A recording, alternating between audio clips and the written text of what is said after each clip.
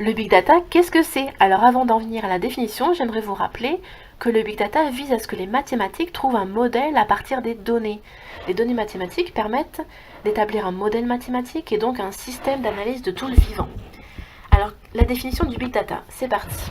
Le big data, littéralement grosses données en anglais ou mégadonnées, parfois appelées données massives, désigne des ensembles de données devenus si volumineux qu'ils dépassent l'intuition et les capacités humaines d'analyse, et même celles des outils informatiques classiques de gestion de bases de données ou de l'information. L'explosion quantitative est souvent redondante, donc c'est des informations qui reviennent en boucle, de la donnée numérique contraint à de nouvelles manières de voir et analyser le monde. De nouveaux ordres de grandeur concernent la capture, le stockage, la recherche, le partage, l'analyse et la visualisation des données. Les perspectives du traitement des big data sont énormes et en partie encore insoupçonnées. On évoque souvent de nouvelles possibilités d'exploration de l'information diffusée par les médias, de connaissance et d'évaluation, d'analyse de tendances et de prospective, du point de vue du climat, de l'environnement ou encore de la sociopolitique, de gestion des risques, au niveau commercial, assurantiel, industriel et naturel, de phénomènes religieux, culturels, politiques, mais aussi en termes de génomique, donc l'étude du génome humain, pour la médecine, la compréhension du fonctionnement du cerveau, l'épidémiologie, etc., la météorologie et l'adaptation au changement climatique, la gestion de réseaux énergétiques complexes, via les smart grids ou un futur Internet de l'énergie, l'écologie, fonctionnement et dysfonctionnement des réseaux écologiques, des réseaux trophiques avec le GBIF par exemple, ou encore la sécurité et la lutte contre la criminalité.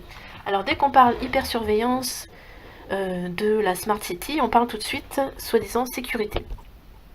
La multiplicité de ces applications laisse d'ailleurs déjà poindre un véritable écosystème économique impliquant d'ores et déjà les plus gros joueurs du secteur des technologies de l'information. Certains supposent que le big data pourrait aider les entreprises à réduire leurs risques et faciliter la prise de décision, ou créer la différence grâce à l'analyse prédictive et une expérience client plus personnalisée et contextualisée. Divers experts, grandes institutions, comme le MIT aux États-Unis, dont nous avons parlé dans la vidéo sur les oreillettes qui lisent les pensées, le Collège de France en Europe. Les administrations, les spécialistes sur le terrain des technologies ou les usagers considèrent le phénomène Big Data comme l'un des grands défis informatiques de la décennie 2010-2020 et ont fait une de leurs nouvelles priorités de recherche et de développement qui pourrait notamment conduire à l'intelligence artificielle en étant explorée par des réseaux de neurones artificiels auto-apprenants. Alors là, on est dirigé par tous les domaines de la science vers la nouvelle révolution 3.0 qui est l'étude et la mise en place de l'intelligence artificielle. Alors, quelles sont les dimensions de ce Big Data? Le Big Data s'accompagne du développement d'applications à visée analytique qui traitent les données pour en tirer du sens. Ces analyses sont appelées Big Analytics, ou broyage de données. Elles portent sur des données quantitatives complexes à l'aide de méthodes de calcul distribuées et de statistiques. Donc, les calculs distribués, ce sont des algorithmes, des fonctions mathématiques. En 2001, un rapport de recherche du META Group, qui est devenu Gartner, définit les enjeux inhérents à la croissance des données comme étant tridimensionnels. Les analyses complexes répondent en effet à la règle dite des 3 V, le volume, la vélocité et la variété. Ce modèle est encore largement utilisé aujourd'hui pour décrire ce phénomène. Le taux de croissance annuel moyen mondial du marché de la technologie et des services du Big Data sur la période 2011-2018 devrait être de 32%. Ce marché devrait ainsi atteindre 24 milliards de dollars en 2018. Le Big Data devrait également représenter 10% du PIB européen en 2020. C'est énorme, un dixième du PIB européen. Et quel est le volume du Big Data? C'est une dimension relative. Le Big Data, comme le notait Lev Manovich en 2011, définissait autrefois les ensembles de données suffisamment grands pour nécessiter des superordinateurs. Mais il est rapidement devenu possible dans les années 2000 d'utiliser les logiciels standards sur les ordinateurs de bureau pour analyser ou co-analyser en réseau de vastes ensembles de données. Le volume de données stockées est en pleine expansion. Les données numériques créées dans le monde seraient passées de 1,2 zétaoctets par an en 2010 à 1,8 en 2011, puis 2,8 en 2012 et s'élèveront à 20 zétaoctets en 2020. À titre d'exemple, Twitter générant en janvier 2013 7 téraoctets de données chaque jour et Facebook 10 téraoctets. Donc je mettrai les valeurs de ces mesures dans la description. Ce sont les installations technico-scientifiques, la météorologie, etc., qui produiraient le plus de données. De nombreux projets de dimension pharaonique sont en cours, comme par exemple le radiotélescope Square Kilometer Array, par exemple, produira 50 téraoctets de données analysées par jour, tirées de données brutes produites à un rythme de 7000 téraoctets par seconde. C'est complètement énorme. Qu'en est-il de la variété du big data?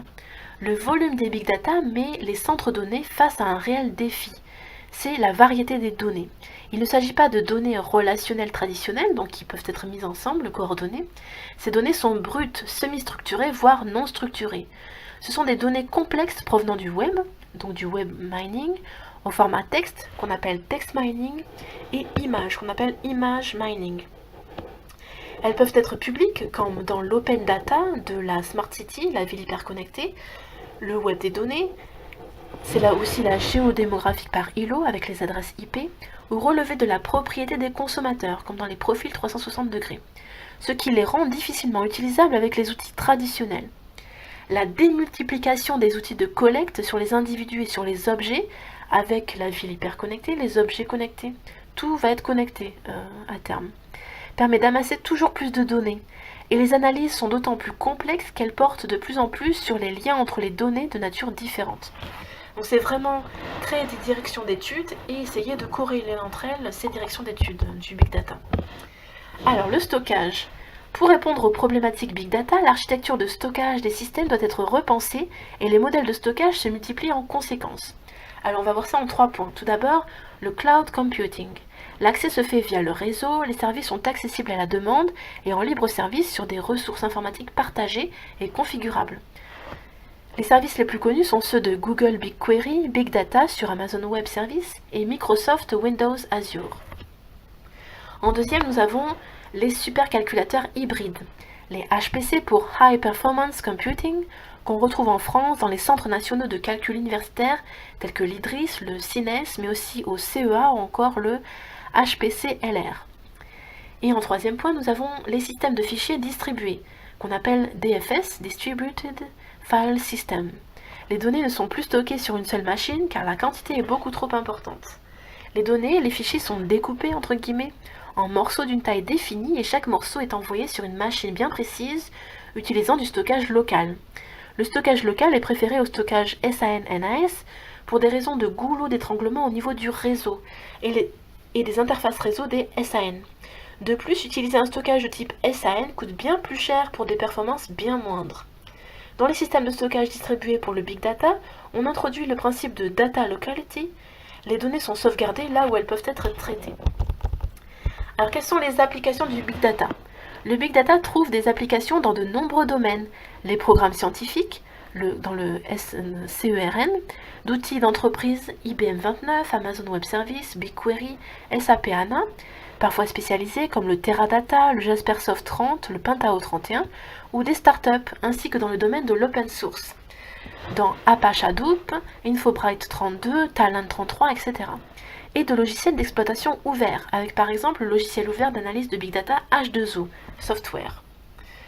Donc le Big Data est utilisé dans la politique au niveau des élections, comme pour l'élection de Trump aux États-Unis, dans le secteur privé, le secteur énergétique, l'écologie, etc. Quelles sont les perspectives et les risques du Big Data, dans les grandes lignes? Alors déjà, les risques. Il peut y avoir une déshumanisation de la recherche scientifique. Il peut y avoir des failles de sécurité informatique. Il peut y avoir une certaine vassalisation de la recherche scientifique par des sociétés commerciales et leurs services de marketing.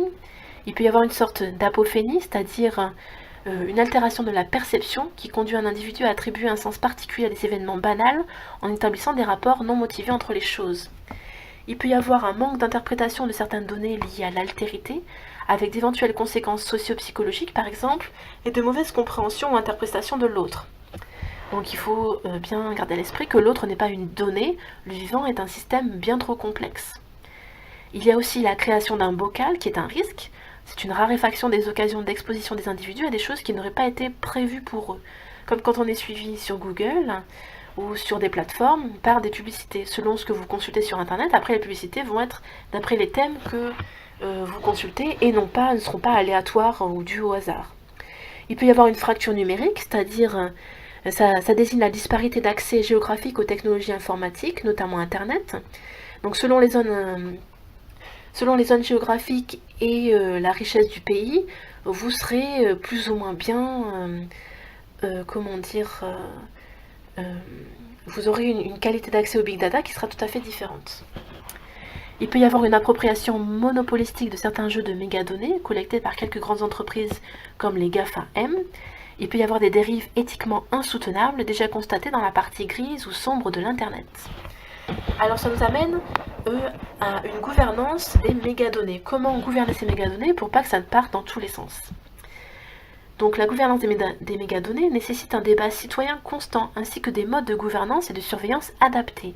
Car les États, les groupes ou les entreprises ayant des accès privilégiés au big data peuvent en extraire très rapidement un grand nombre de données personnelles diffuses qui, par croisement et analyse, permettent un profilage de plus en plus précis, intrusif et parfois illégal, faisant fi de la protection de la vie privée.